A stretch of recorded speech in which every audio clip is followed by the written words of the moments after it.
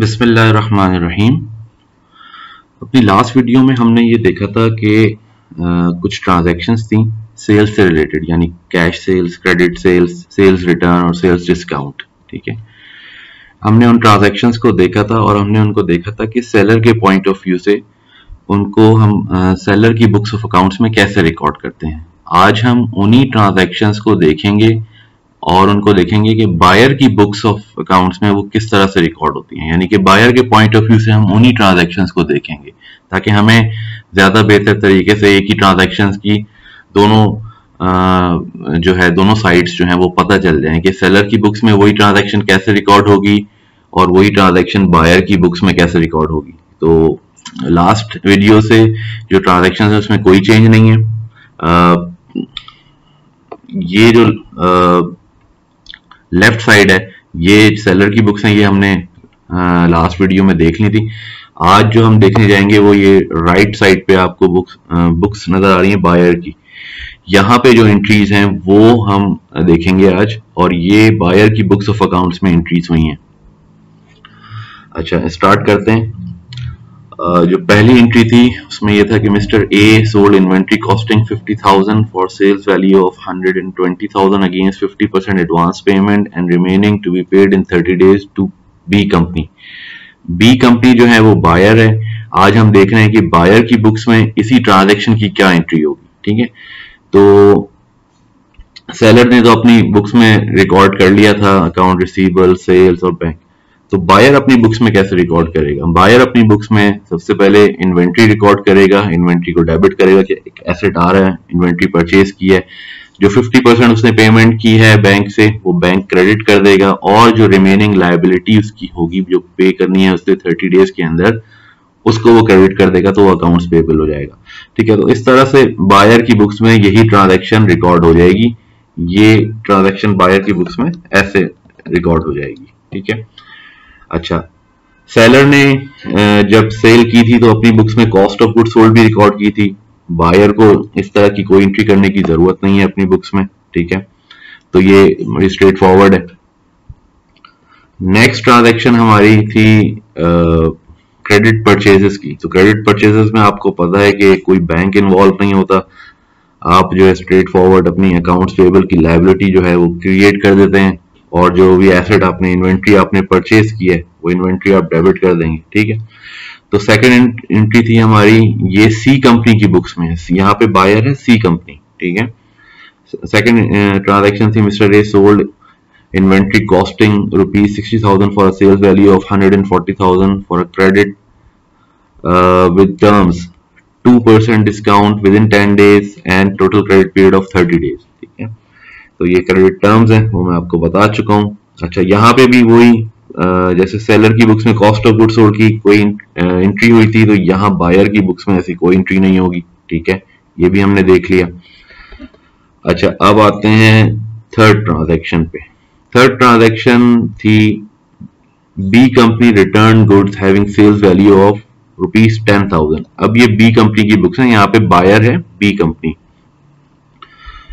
अच्छा, B company ने क्या किया? बी कंपनी ने पहले कुछ परचेजेस की थी और उसी में से 10,000 की परचेज, उसकी जो तो वो परचेज है उसने वो वापस कर दी जिससे उसने खरीदी थी। ठीक है, तो क्या सिंपल एंट्री करेगा वो? अकाउंट्स पेबल अपनी लायबिलिटी को डेबिट कर देगा क्योंकि अब उसने 10,000 कम देने हैं, लायबिलिटी उसने डेबिट कर दी, और इन्वेंट्री को क्रेडिट कर देगा। ठीक है, अच्छा, यहां पे जब बायर ये ट्रांजैक्शन करता है तो एक डेबिट मेमोरेंडम इशू करता है सेलर को।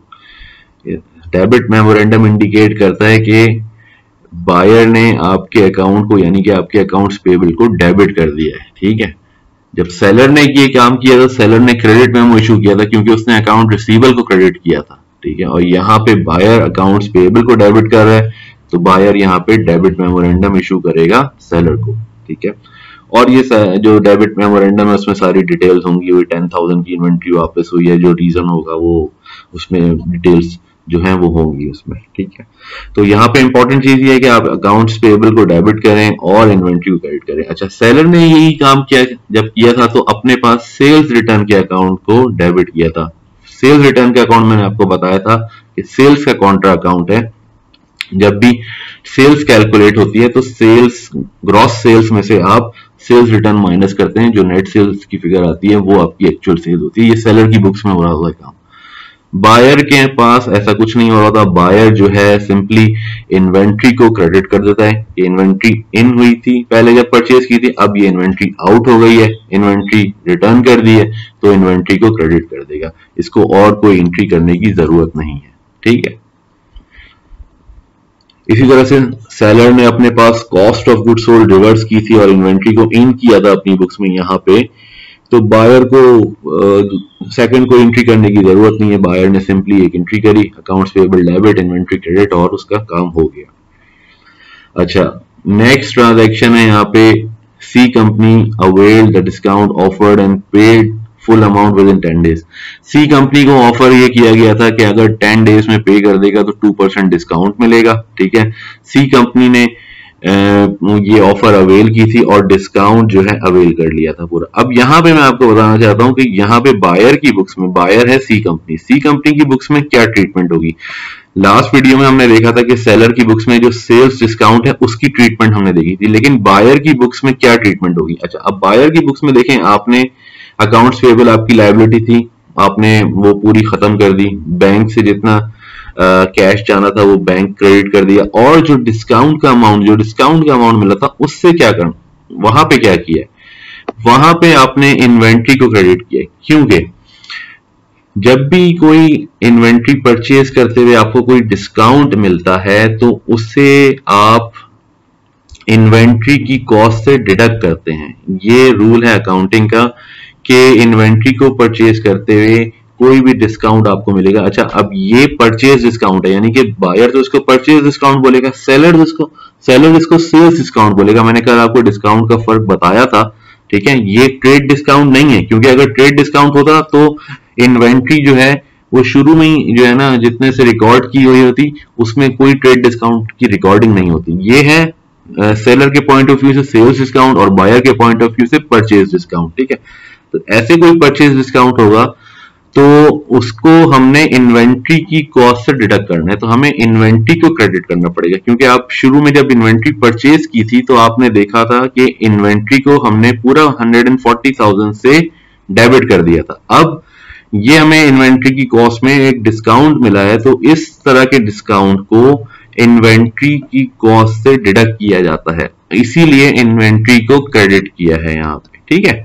ये फर्क है आपके सेलर की बुक्स में और आपके बायर की बुक्स में रिकॉर्डिंग का, कि वहां पे सेल्स डिस्काउंट डेबिट होता है, ठीक है, और यहाँ पे उसी को किसी और अकाउंट में नहीं लेके जा रहे बल्कि इन्वेंट्री को क्रेडिट कर रहे हैं, क्योंकि इन्वेंट्री की कॉस्ट जो है वो रिड्यूस करनी है डिस्काउंट के अमाउंट से, ठीक है। तो ये वो एंट्रीज थी जो हमने कल देखी थी सेलर के पॉइंट ऑफ व्यू से। आज हमने उसको बायर के पॉइंट ऑफ व्यू से देखा है कि वही ट्रांजैक्शंस जो हैं बायर के पॉइंट ऑफ व्यू से उसकी बुक्स ऑफ अकाउंट्स में कैसे रिकॉर्ड होंगी। इन ट्रांजैक्शंस में अगर आपके कोई क्वेश्चंस हैं तो आप कमेंट कर सकते हैं, और अगर अभी तक आपने चैनल सब्सक्राइब नहीं किया है तो काइंडली सब्सक्राइब द चैनल। और आगे हम मजीद डिस्कस करेंगे इसी तरह की ट्रांजैक्शंस को बायर और सेलर दोनों के पॉइंट ऑफ व्यू से। Thank you.